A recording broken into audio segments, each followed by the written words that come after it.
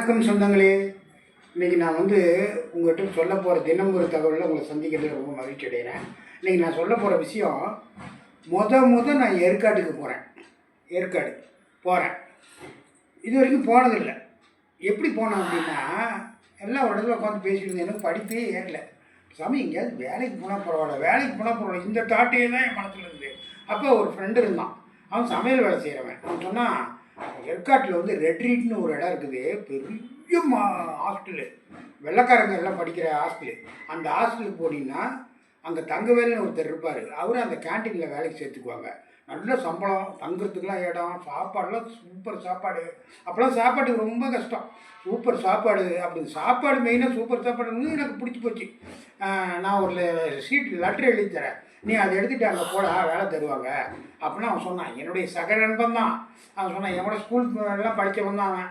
சரின்ட்டு அவன் பேச்சை கேட்டுட்டு காசே இல்லை போகிறதுக்கு. ஒரு 3 ரூபா ரெடி பண்ணிக்கிட்டேன். 2 ரூபா டிக்கெட்டு, 3 ரூபா ரெடி பண்ணிவிட்டு நேராக பஸ்ஸில் ஒரு இடத்துல நின்று அந்த ஏற்காடு போகிற வழியில் பஸ்ஸில் இருந்துச்சு, ஏறிட்டேன். நான் இது வரைக்கும் போனதில்லை.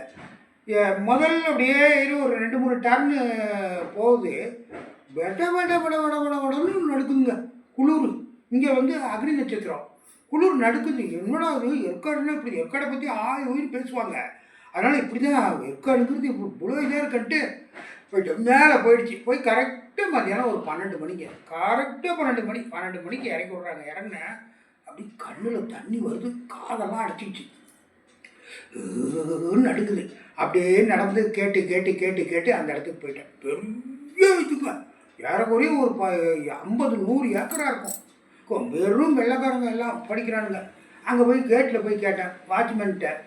அவன் தங்கவேல் உள்ளார போய் பாரு அப்படின்னா. வாட்ச்மேன் அந்த மாதிரி செக்யூரிட்டியில் சும்மா சாதாரண ஆளுங்க தான். உள்ளார விரும்புன்னு போனேன். போய் அந்த தங்கவேலை பார்த்தா அவர் ஐயா அவன் பேச்சு கேட்டுட்டு நீ வந்துக்கிறியப்பா, இங்கெல்லாம் அப்படிலாம் வேலைக்கு சேர்த்த மாட்டாங்க, கிறிஸ்டின்களுக்கு தான் சேர்த்துவாங்க, கிறிஸ்டின் உள்ளவங்களை தான் சேர்த்துவாங்க, நீ வந்துட்டியப்பா, என்னப்பா நீ இங்கெல்லாம் ஒருமே இது இல்லை, வேணா சோறு போடுறோம், சாப்பிட்டுட்டு நீ புறப்படணும். அதனால் இவ்வளோ சோறு போட்டாங்க, நல்லா சாப்பிட்டேன். சாப்பிட்டுட்டு பேசாமல் இப்போ போகிறதுக்கு 2 ரூபா வேணும், 1 ரூபா தான் இருக்குது கையில்.